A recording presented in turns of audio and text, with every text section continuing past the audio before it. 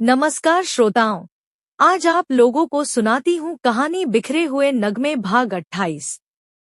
शर्मिष्ठा सोचने लगी, मैं रोज इतनी महंगी खुशबू वाली सेंट की छिड़काव करके घर से निकालती हूँ। अगर मैं अस्पताल में गई तो यह सब बेकार हो जाएंगी।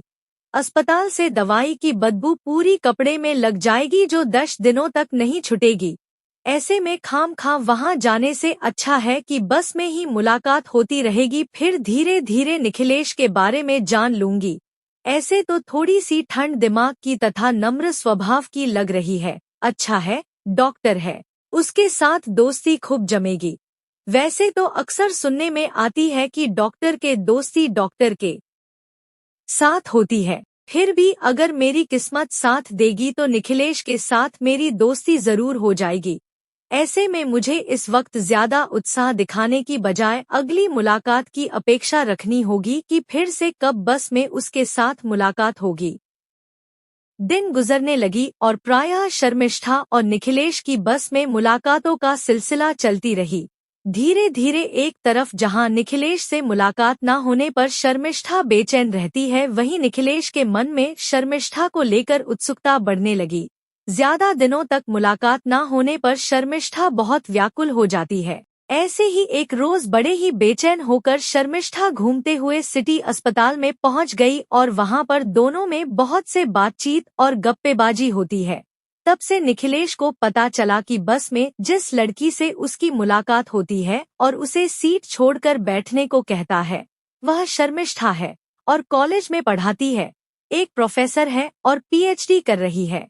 तब से निखिलेश के मन में शर्मिष्ठा के प्रति उत्साह और भी बढ़ती चली गई और बात धीरे धीरे वहां तक पहुंच गई कि अपने घर वालों के विरोध के बावजूद एक रोज निखिलेश माता भगवती देवी के मंदिर में शर्मिष्ठा से शादी कर ली। मगर शर्मिष्ठा अपने शादीशुदा जीवन को लेकर जिस प्रकार की सपना देखी थी वह ना हो सकी।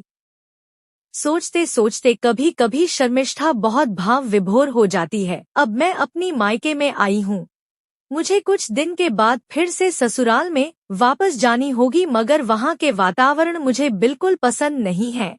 हालांकि गांव की परिप्रेक्ष्य में काफी उन्नत है, फिर भी मेरी पसंद तथा सपनों से अलग है। अपने मायके में आर्थिक सहूलियत नहीं है और मैं इस घर की बेटी हूँ।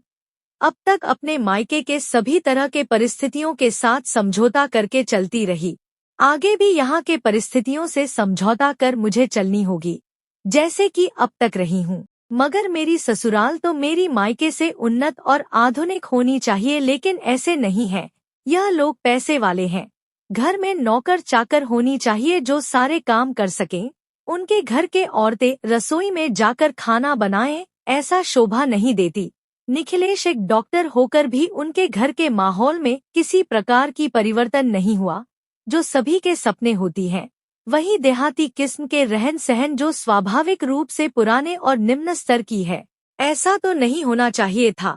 निखिलेश एक डॉक्टर है, उसे अच्छा सैलरी मिलती है, उस हिसाब से उसके घर पर आधुनिकता की बहार होने चाहिए। अगर हम लोग अपने से शहर में किसी फ्लैट में रहेंगे तो वहां पर बहुत से आधुनिक सुविधा युक्त सुखमय जीवन बिता सकेंगे। ऐसे में हमें इतनी परेशानियों के बीच क्यों रहना। मगर इस वक्त मैं इन सभी विषयों में निखिलेश को कहूंगी तो बुरा मान जाएगा, वरन निखिलेश खुद इस बात को महसूस करें कि हमें इस वक्त आधुनिक जीवन शैली के साथ जीना चाहिए, बजाय अंधेरी नगर की तरह। शर्मिष्ठा के माँ सुनंदा देवी अपने बेटी के अभिप्राय समझ गई। ऐसे में चिंता व्यक्त करते हुए कहती है, बेटा, मुझे तेरी अभिप्राय अच्छी नहीं लग रही है। मैं तेरी माँ हूँ, मैं तुझे बहुत अच्छी तरह से जानती हूँ कि तू अब क्या सोच रही है, मगर जो तू सोच रही है वह बहुत खराब है। मैं यहाँ पर अपने घर में अकेली जरूर रहती हूँ।